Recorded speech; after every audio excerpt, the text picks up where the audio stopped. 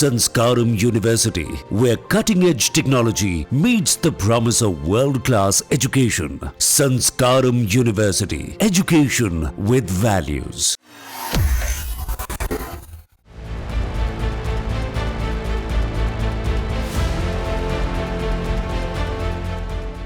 बांग्लादेश की राजनीति में इस समय उथल पुथल का दौर जारी है। कहा जा रहा है कि मोहम्मद यूनुस अपने पद से इस्तीफा दे सकते हैं, क्योंकि हाल ही में बांग्लादेश के आर्मी चीफ जनरल वकार उज जमा ने मोहम्मद यूनुस को 3 ऐसे संदेश दिए हैं जिन्हें चेतावनी के तौर पर देखा जा रहा है। एक तो बांग्लादेश के सेना प्रमुख ने मोहम्मद यूनुस से कहा कि देश में दिसंबर तक चुनाव कराएं, सैन्य मामलों में किसी भी प्रकार की दखल न दें और म्यांमार के साथ जो कॉरिडोर बनाया जा रहा है इसे बंद किया जाए। सेना प्रमुख ने इस कॉरिडोर को ब्लडी कॉरिडोर बताया है, लेकिन अब सवाल ये कि आखिर ये ब्लडी कॉरिडोर है क्या, जिस पर बांग्लादेश में इतनी सियासत हो रही है। मोहम्मद यूनुस के सामने यही कॉरिडोर राजनीतिक मुश्किलें खड़ी कर रहा है। दरअसल इस कॉरिडोर का नाम चटगांव रखाइन कॉरिडोर है। इस कॉरिडोर के जरिए बांग्लादेश से म्यांमार में रोहिंग्याओं तक सामान की सप्लाई पहुँचाने की योजना है। इस गलियारे को बनाने का प्रस्ताव संयुक्त राष्ट्र ने रखा था। कहा जा रहा है कि इसके पीछे कई विदेशी ताकतें हो सकती हैं जो बांग्लादेश में अपना इन्फ्लुएंस बढ़ाना चाहती हैं।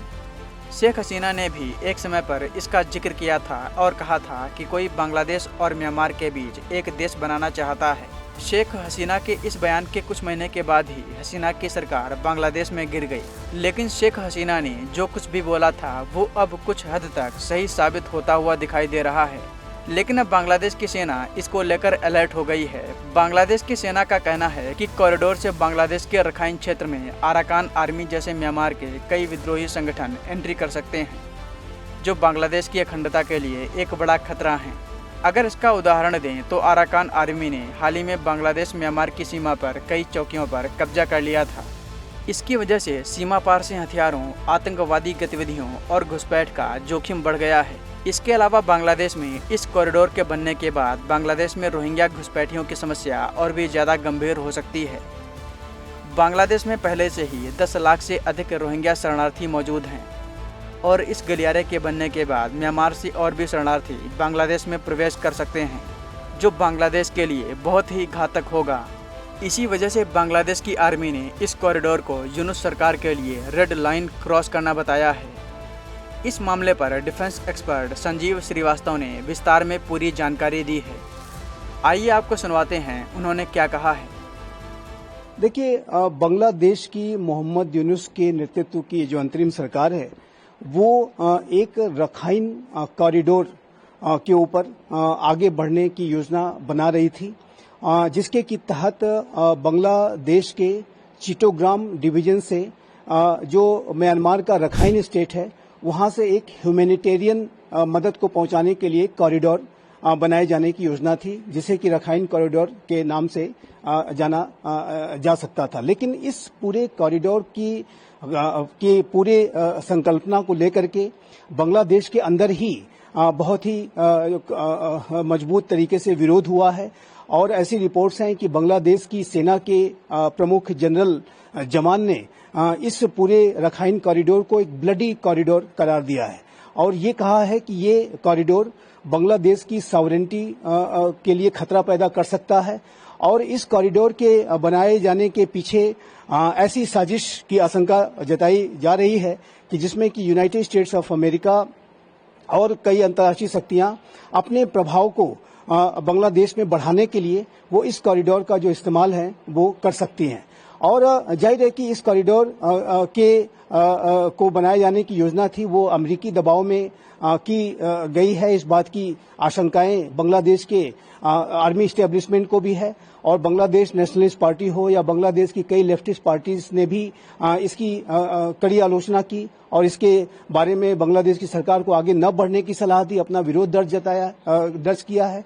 तो ऐसे में अब ये रिपोर्ट है कि बांग्लादेश की जो अंतरिम सरकार है उसने इस रखाइन कॉरिडोर के प्रस्ताव को पर आगे बढ़ने से इनकार कर दिया है, इसे वापस ले लिया है, क्योंकि बांग्लादेश में ही इसे सपोर्ट नहीं मिल पा रहा था। और यदि ये जो रखाइन कॉरिडोर, जिसे कि बांग्लादेश की आर्मी चीफ द्वारा एक ब्लडी कॉरिडोर का नाम दिया गया, यदि ये बनता तो अंतर्राष्ट्रीय शक्तियों का जो दबदबा है वो बांग्लादेश में ज्यादा बढ़ सकता था। बांग्लादेश की जो संप्रभुता है, उसकी जो टेरिटोरियल इंटीग्रिटी पर भी खतरा पैदा हो सकता था।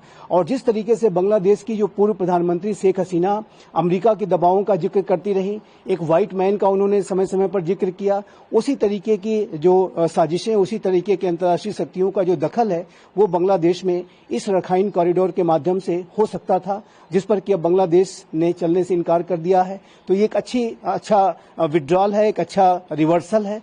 और जाहिर है कि बांग्लादेश को अपनी सॉवरेंटी और टेरिटोरियल इंटीग्रिटी को यदि बचाए रखना है तो उसे अंतर्राष्ट्रीय महाशक्तियों के दखल से और उनके इंटरवेंशन से अपने आप को बचाना होगा। और इस संदर्भ में जो बांग्लादेश की आर्मी के चीफ जनरल वकारुज्जमान की जो भूमिका रही, उन्होंने जिस तरीके से एक ब्लडी कॉरिडोर का नाम दिया, वो एक बेहद सकारात्मक जो है उन्होंने इंटरवेंशन किया और सलाह दी और बांग्लादेश को एक गलत कदम उठाने से बचा लिया है। बता दें कि मोहम्मद यूनुस अगस्त 2024 से हसीना के हटने के बाद सत्ता में बने हुए हैं। उनको बांग्लादेश की सत्ता में रहते हुए 9 महीने हो चुके हैं, लेकिन अभी तक उन्होंने बांग्लादेश में कोई भी चुनाव नहीं कराया है। लेकिन अब 9 महीने के बाद उनकी सरकार को गंभीर चुनौतियों का सामना करना पड़ रहा है और अब मोहम्मद यूनुस की सरकार से सेना ने चुनाव कराने के लिए बोल भी दिया है।